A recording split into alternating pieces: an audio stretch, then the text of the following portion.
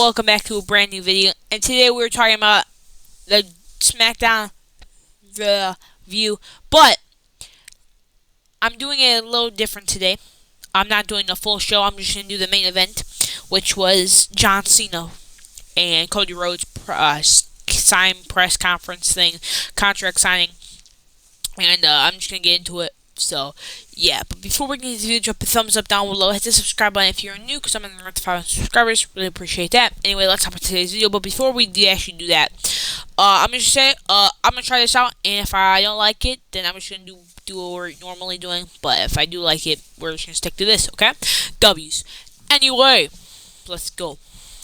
So, this contract signing, obviously you can tell what happened, and if you didn't watch the show, then I don't know why you didn't watch the show and you're watching this, but basically what happened is we had the contract signing for SummerSlam for Cody Rhodes versus John Cena for the Undisputed Championship. As we know, Cody Rhodes won King of the Ring, which got him the championship opportunity, which, okay, we already know this, okay? We already know this. Anyway, this was a interesting thing, right? Because I did not know what to expect from this at all, okay? But what we ended up getting was honestly better than I thought we were getting, okay? So, basically, Cody Rhodes comes out, cut a little promo, basically, about how he got the championship and stuff, and then John Cena came out. Cody signed the contract.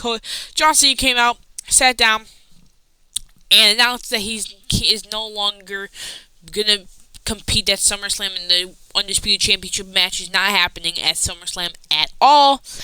And it's canceled because of some movie thing he has to do, and Netflix already knows about it. Something with Netflix. He has to go to higher-ups. Can't happen. He knows that Cody earned this opportunity, but he's sad. And all this other stuff, right? Basically, getting excuses like saying, I'm exhausted. I am physically exhausted. I can't do this no more. And just basically making up excuses. Basically saying that I'm not the GOAT and Cody Rhodes is the GOAT. That's why he's here every single week and every single day. So Cody Rhodes is the GOAT and will bring his championship home with him and his family in Atlanta, Georgia. Anyway, enough of me yapping about how Cody Rhodes is the greatest wrestler of all time, because we already know he is, and John Cena is the biggest fraud on the planet Earth. Okay, can we just make that clear? Thank you. Okay. And he walks out of the ring and he says, bye. Bye, San Antonio. Cody gets mad like he should have be, walked out of the ring, grabbed John Cena, started attacking him, punching him in the head, drag him back to the ring, but then John Cena throws him to the steel steps. Classic John. Throws him back in the ring, grabs his championship, takes his shirt off for no reason at all, slides back in the ring, tries to hit Cody with it, but Cody does his classic reversals, hitting him in the gut, kicking him in the head. John Cena throws the championship up in the air, which makes Cody Rhodes catching it, hitting John Cena right in that big, thick skull of his and that ugly head of his. And Cody Rhodes puts him on the table, takes the contract, jumps off the top rope, and lands on John Cena. By the way, the contract adds 10% more damage. So him with a contract added so much more damage than without the contract. So makes sense. Then he grabs the pen, opens the contract, takes John Cena's hand, signs it, and basically forged John Cena's signature, which I totally agree should have happened, because honestly, Cody Rhodes deserves a championship match and deserves to have that championship back, because he's the rightful champion and he should have never lost it in the first place. So yeah, but yeah, and then Cody grabs the microphone and he says, yeah, you're going to be there at SummerSlam because it's a street fight, which honestly makes this match way more exciting than a regular normal 1v1. I'll get to end later in a second, but then Cody Rhodes leaves, his music plays, he holds the championship up, blah, blah, blah. That's it. Show ends. Done.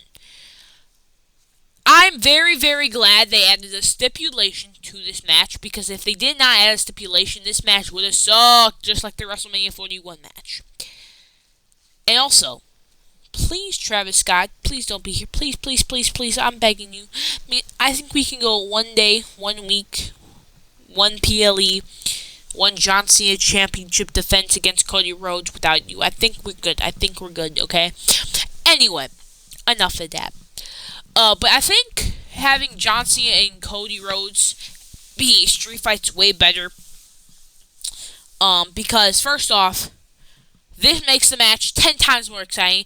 And I don't know if about you, but I really like Extreme Rules street fight type matches, especially when you get the big spots like the table spots, the chair spots, all that stuff. I'm really a fan of it. That's why I actually really like the what's that called? The Falls Count Anywhere match that Ricky Saints did with Ethan Page, because I thought, yeah, an Great American Bash. I thought that was, I like hardcore matches a lot. Yeah, I like Cody Rhodes' matches against KO. I liked Cody Rhodes' one of his final championship defenses against Kevin Owens at Royal Rumble. Really loved that championship defense. I think that's honestly his best defense to date, but I think this match could be very good, very exciting. Though I do expect this to be like a Bloodline Rules type match. Like, you know what I'm saying? John Cena, maybe The Rock finally returns. Honestly, I feel like if we get The Rock, it's going to be here. But if we don't get The Rock, I'm fine. I would be very shocked if we don't get shenanigans, because, you know the rules. This is a John Cena match, and this is a street fight. So, I'm expecting shenanigans. If we do get The Rock, he'd probably be here. Maybe Travis Scott. I don't want it to happen, but who knows with the WWE now these days. They have Jelly Roll in the tag team match with 3 main eventers, so I don't know why. Maybe for Cody, maybe we get R-Truth, because R-Truth wants John Cena with taking away the title. Maybe something I don't really know. Who else for Cody? Maybe CM Punk, Randy Orton, someone like that could take and finally beat John Cena. Or we get the mega double turn where Cody turns even gooder guy and John Cena turns back to being babyface. You know what I'm saying? We both get that double babyface turn. Hey, if Cody Rhodes turns heel, I'll support you all the way, because you know my go, Cody Rhodes. Cody Rhodes can't do me harm. You know what I'm saying? Cody Rhodes can't do a single thing but wrong in this lifetime. You know what I'm saying? But yeah, I'm very excited that they added this stipulation, and honestly, I'm very, very interesting to see where this goes. Also, quick question: what's the difference between Extreme Rules, no no DQ, Street Fight, Sin City Street Fight, Philadelphia Street Fight, Chicago Street Fight, and all the street fights? You know what I'm saying? What's the difference? Exactly. There is no difference. No whole. I still don't understand the difference. Why they have. Oh, by the way, I mean, I know I'm just rambling at this point, but I still don't understand why there's a no holds bar match and an Extreme Rules match and then a street fight, because they're the same match. What's different between the Extreme Rules versus a no holds bar? They're nothing.